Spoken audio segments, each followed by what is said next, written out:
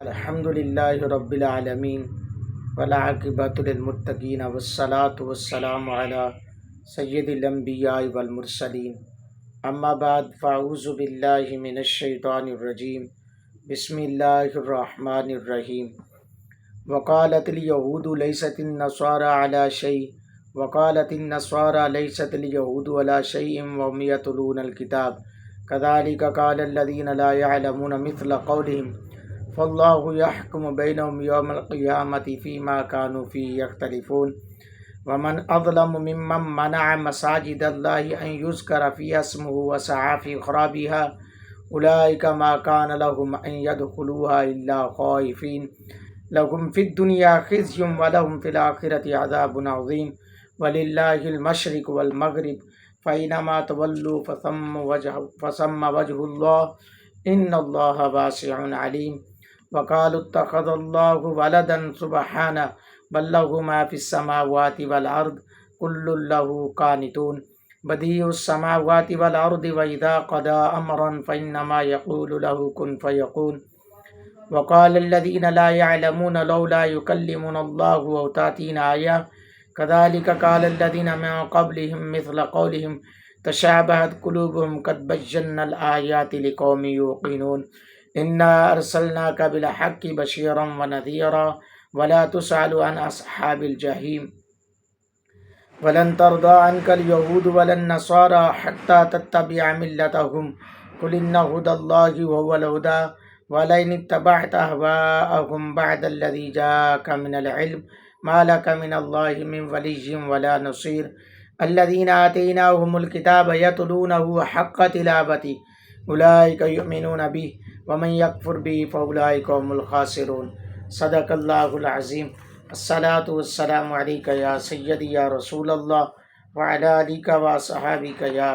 سیدی یا حبیب اللہ الصلاۃ والسلام علیک یا سیدی یا نبی اللہ وعلی آلک واصحابک یا سیدی یا نور اللہ۔ درس قرآن کا سلسلہ جاری و ساری ہے۔ اس سلسلے میں اپنے تمام دیکھنے سننے والوں کو مبارکباد بھی پیش کروں گا اور ان کا شکریہ بھی ادا کروں گا، اور میں تمام دوستوں سے ریکویسٹ بھی کروں گا کہ اس پیغام کو، درس قرآن کو زیادہ سے زیادہ لوگوں تک شیئر کریں اور کوشش کیا کریں یہ درس قرآن پورا سماعت فرمایا کریں، اور تاکہ اس میں آپ کو بہت ساری چیزوں کا جو ہے وہ علم ہو سکے گا اور بہت ساری چیزیں آپ تک پہنچ سکیں گی۔ اللہ تعالی ہم سب کا حامی و ناصر ہو، اللہ ہم سب کی غیب کے خزانوں سے مدد فرمائے۔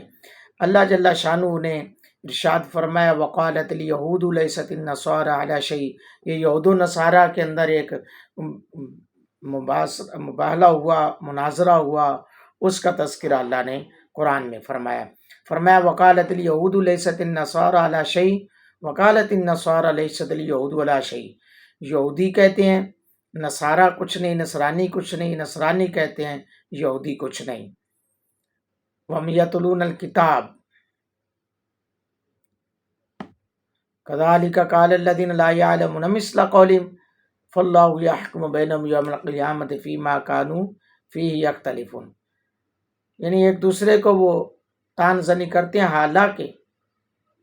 پڑھتے ہیں وہ آسمانی کتاب اس طرح کہیں ان لوگوں نے جو کچھ نہیں جانتے تھے ان کی اسی بات، تو آپ اللہ تعالی فیصلہ فرمائے گا ان کے درمیان قیامت کے دن جن باتوں میں وہ جھگڑتے ہیں۔ یعنی اللہ فرماتا ہے، کہتے ہیں یہودی کہ نہیں ہے، عیسائی سیدھی راہ پر، یعنی کوئی بات نہیں ہے۔ ہوا کیا کہ ایک مناظرہ ہوا تھا نبی پاک صلی اللہ علیہ وسلم کے پاس ہی، ایک وفد نصرانیوں کا یا یہودیوں کا، ان کے آپس میں بحث ہوتے ہوتے اس بات تک بات پہنچ گئی کہ یہودیوں نے آوازیں کرنا شروع کر دی کہ یہ عیسائی جو ہیں ان کی یہ بھی جھوٹے ہیں، معاذ اللہ حضرت عیسیٰ علیہ السلام بھی جھوٹے ہیں۔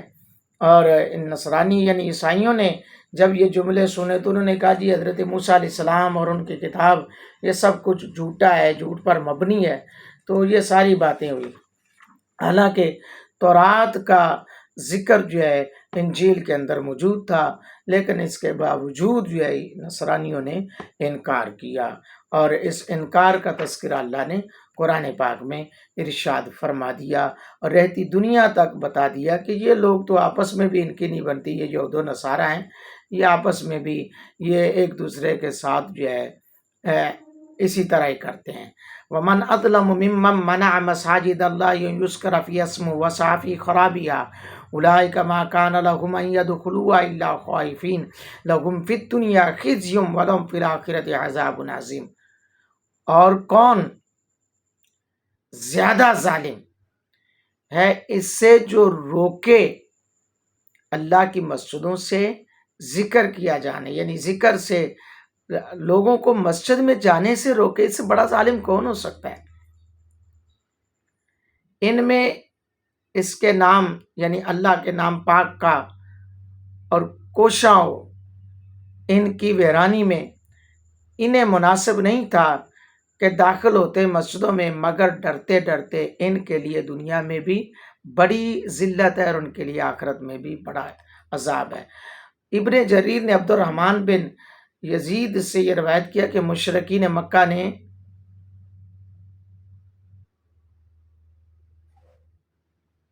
نبی پاک صلی اللہ علیہ وسلم کو حدیبیہ کے روز روک لیا تھا، تو اللہ تعالیٰ نے یہ آیت نازل فرمائی۔ اور یہ بھی ہے کہ یہود و نصارہ نے یہود و نصارہ کی آپس میں دشمنی تھی، تو اس سے مراد یہ بھی ہے کہ انہوں نے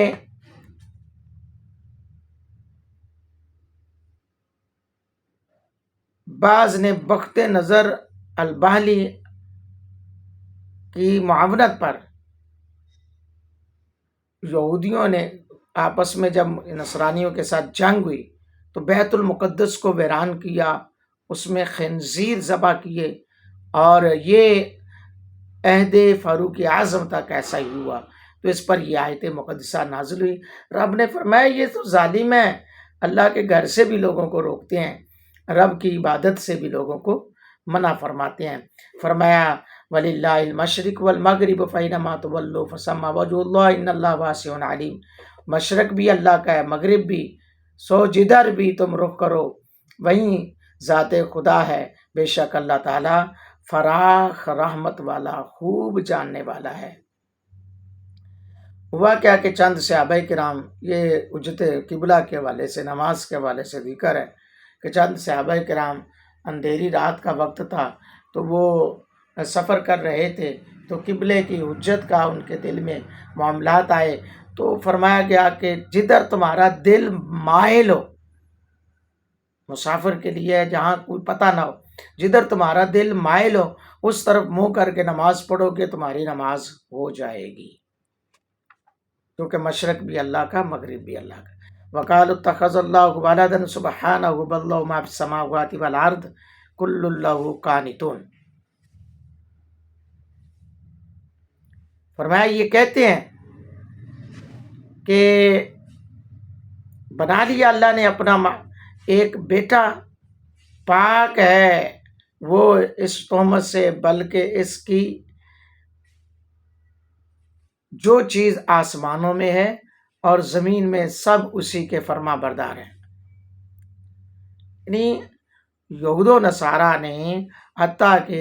عیسائیوں نے حضرت عیسیٰ علیہ السلام کو رب کا بیٹا کہا، تو کہا کہ کہتے ہیں کہ بنا لیا اللہ نے اپنا ایک بیٹا۔ یہ آیت مقدسہ مدینہ کے یہود و نصارہ اور مشرکین کی تردید میں نازل ہوئی۔ انہوں نے حضرت عزیر علیہ السلام کو اللہ کا بیٹا کہا، نجران کے نصارہ نے عیسیٰ علیہ السلام کو اللہ کا بیٹا کہا، مشرکین عرب نے ملائکہ کو اللہ تعالیٰ کی بیٹیاں کہا۔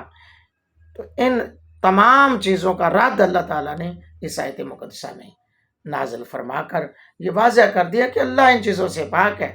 یہ تمہاری سوچ ہے۔ بدیع السماوات والارض وَإِذَا قَضَىٰ أَمْرًا فَإِنَّمَا يَقُولُ لَهُ كُن فَيَكُونُ۔ موحد ہے آسمانوں اور زمین کا، اور جب وہ ارادہ فرماتا ہے کسی کام کا تو صرف اتنا حکم دیتا ہے ہو جا، تو وہ صرف ہو جاتی ہے۔ یعنی وہ تو ساری چیزوں کا بنانے والا ہے، وہ ہر چیز کا پیدا کرنے والا ہے، وہ ان چیزوں سے پاک ہے کہ اس کا کوئی بیٹا ہو یا کوئی بیٹیاں ہوں۔ وقال الذین لا يعلمون لولا يكلمنا الله وتأتينا آیہ كذلك قال الذین من قبلهم مثل قولهم تشابہت قلوبهم قد بینا الآیات لقوم یوقنون۔ اور کہتے ہیں وہ لوگ جو کچھ نہیں جانتے کہ کیوں نہیں کلام کرتا ہمارے ساتھ، خود اللہ یہ کیوں نہیں آتی ہمارے پاس کوئی نشانی۔ اسی طرح کہی تھی ان لوگوں نے جو ان سے پہلے گزرے تھے، ان کی سی بے سر و بات، ملتے جلتے ہیں ان سب کے دل، بے شک ہم نے صاف صاف بیان کر دی نشانیاں اس قوم کے لیے جو یقین رکھتے ہیں۔ اب وہ ان کا یہ اگلا دعوت ہے، جی اللہ اگر ہے تو پھر ہمارے ساتھ کیوں نہیں کلام کرتا، ہمارے ساتھ کیوں نہیں گفت و شنید رب کرتا۔ تو یہود و نصارہ نے بھی، پہلے لوگوں نے بھی ایسی باتیں کی تھی، تو اللہ تعالیٰ نے یہ ارشاد فرمایا۔ تو حضرت ابن عباس رضی اللہ تعالیٰ عنہ سے مروی ہے کہ اسی طرح روایت کیا، فرماتے ہیں کہ رافع بن حرملہ نے حضور علیہ السلام سے پوچھا کہ آپ صلی اللہ علیہ وسلم اللہ تعالیٰ کے سچے رسول ہیں جیسا کہ آپ خود کہتے ہیں، تو اللہ تعالیٰ سے کہو کہ وہ ہمارے ساتھ خود کلام کرے حتیٰ کہ ہم اس کے کلام کو سن لیں اور ہمیں یقین کامل ہو جائے۔